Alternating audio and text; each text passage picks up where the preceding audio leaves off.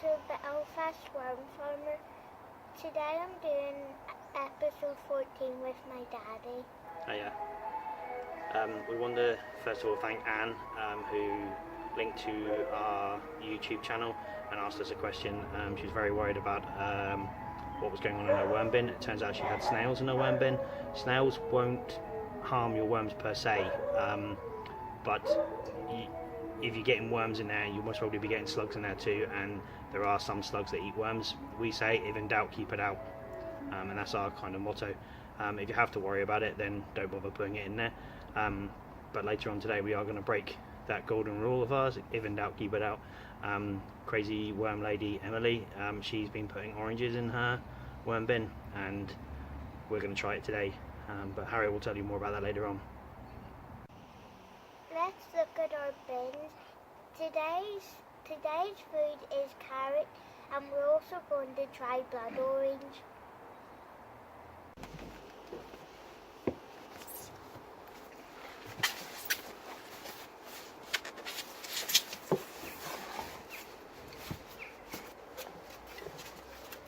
There's one at the top there. This is the one we tried some of the dragon fruit and the avocado. Let's look under the avocado. Some worms there, but not that much. Was this the bin that last week we tried, that we, middle of the week, we lifted up and... Well, that's got nothing underneath of that piece. Okay, what about the worm snug? The worm snug looks good. The dragon fruit and now has no sign of Worm anywhere near it. It's very squishy. Dragon fruits were very squishy. Yeah. I just think we need to put some paper in that one, Harry. There's a worm crawling on top of the dragon fruit over there. Yeah. Go down. So we just put a bit of paper in there, and then Harry's just damping the paper down. So that's that worm bin check. We don't need to feed that one.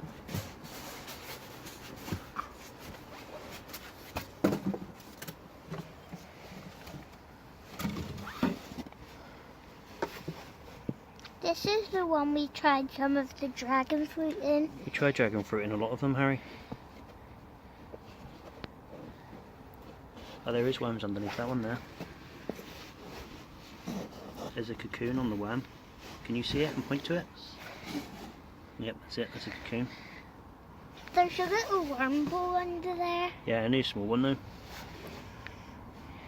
Okay. Not like the other one. No.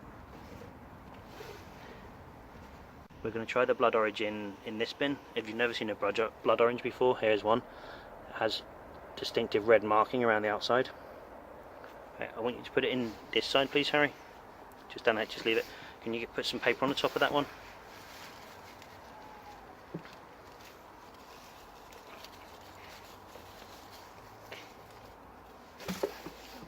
Would you be able to put... Can you hold the camera now, and then Daddy hold it like that? And Daddy will sprinkle some of this carrot on the top.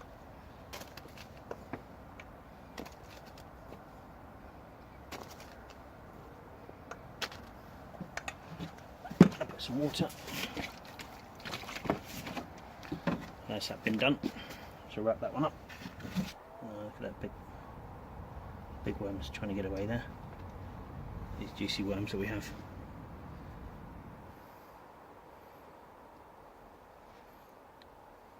Huge worms.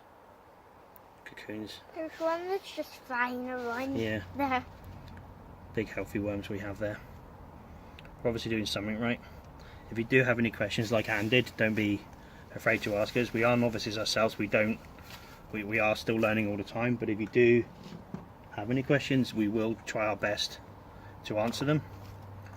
We're also going to do a video where we answer all the questions. Well, it's just going to be me. Maybe Oliver if he wants to. For those wanting to know where Oliver is today, Oliver he has these moments where he wants to join in and sometimes he doesn't. The midweek video that we did with the worms, it made Oliver sick with the amount of worms. Much stuff happening in there. There is, the food is breaking down and the worms are crawling around inside it. Look. Ooh, no. Lovely, lovely castings there. I think it's the varied food that makes our castings what they are.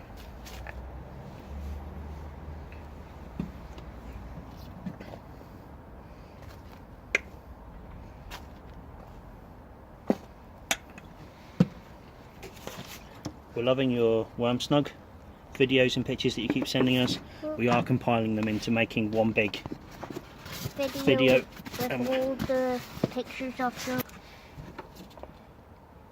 The light's beginning to fade, so we're just trying to rush through feeding and checking on these worms. We try and check once every couple of days just to if they're how our worms are doing. Sometimes we don't check every bin, sometimes we do periodic checks. It just depends one, how much time we've got, and two, what's going on.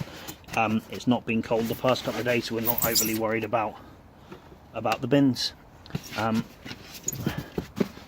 we're slowly building quite a big operation here, so to us it's quite important that if there is any problems that we pick up on them as quickly as we can. Some people have just a small bin in their back garden, but we're trying to build this up to something much bigger. This is the espresso pod that we left. Oh no. Oh, bad. That's bad. Yeah. All of these bins are looking really well. Even with the cold snap that we had, there's not really... They have slowed down, but they're not like properly slowed down. The worms are still munching away. A few people have asked recently about the polystyrene boxes. We found no problem with them whatsoever. I know the whole polystyrene with leaching into the soil and things like that, but we've had no problem with it. We're using them because they're free, which is the main thing, and secondly, if we didn't use them, they'll go to landfill anyway.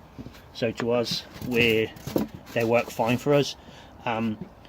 We get about 2 boxes a week currently, so we don't see anything bad with it, but it's all down to personal choice. We've seen people that build lovely bespoke worm bins that are made with beautiful wood, and we've seen ones that are made with plastic, and it really is down to personal choice. Zoom in on here, Harry. That was underneath that piece of dragon fruit, and I reckon if I was to put my hand in there and pull it out, I reckon there'll be quite a few worms in there. It doesn't. If you use polystyrene or plastic or wood, they'll still do the same thing, because it's just a box. Yeah, but it's just down to personal choice, isn't it, Harry? Yes. What works for us might not work for you. You might want a big polystyrene box.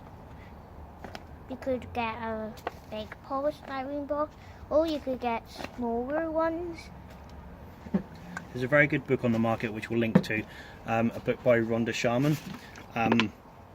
She's like the most knowledgeable person with worm farming, and she's travelled all around the world and looked at various worm bins, and yeah, it's a very good book to read. Check it out. That's the end of episode 14. I hope you enjoyed it. We've got loads of worm snugs. Keep making your worm snugs, because we like to see it. And we're also going to make a video of where we put all the pictures of worm snugs together and make one big long video. It will be really cool. There's a link below if you want to see how to make a worm snug. Thanks to everyone for your constant support and your questions. It's been awesome. Yeah, it's brilliant. If you want to see more videos, don't forget to click the subscribe button up here.